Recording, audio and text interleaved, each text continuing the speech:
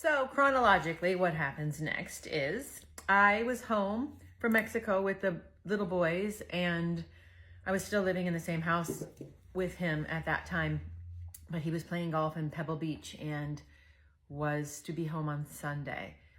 Sunday's a blur. I don't know what I was doing. I know I was having a fever and laying in my bed, but I remember Monday morning, I know he took the kids to school and then he came in to check on me, and I was shaking, uncontrollably shaking, and I know it was because I had a fever. So he took my temperature and my temperature read 103. So he texted my oncologist, who said, take her to the ER. He told me that, and I remember telling him that I couldn't go to the ER, and it wasn't because I hate the ER, which I really hate the ER, but I knew that physically there was no way in hell that I could get my body up into a car, get to the ER, wait in the waiting room. There was no way it was happening. So he tried to get me ready to go. I think he was trying to put my shoes on maybe, and I went to get up from the bed and ended up putting me in my walker. I had one of those little chairs on it. So he put me in the walker seat, and he went to get my shoes, and he came back, and I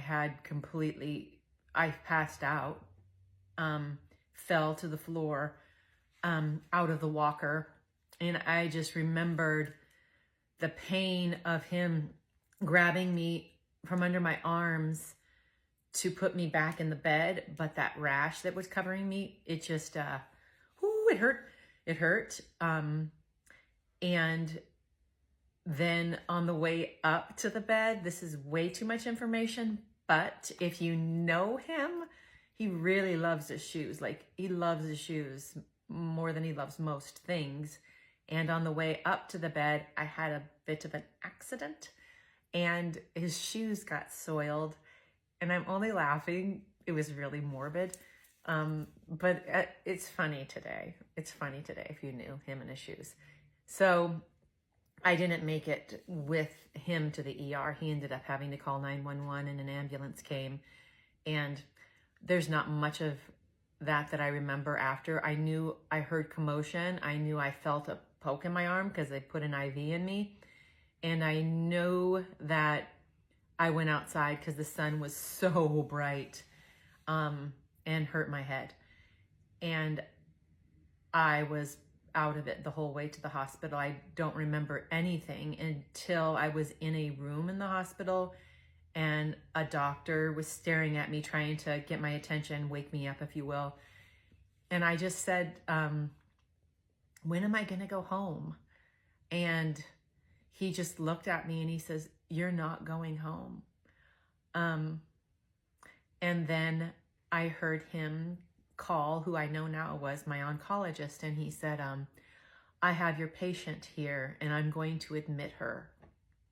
Her bilirubin is at 28, and bilirubin is the indicator that your liver is doing well or it's not doing well, and 28 is a very, very, very, very high number. So my liver was failing at that point, and 28 is a really bad number, and that was evident in my doctor's eyes when he got my labs back, that my liver was failing, and can't live without a liver.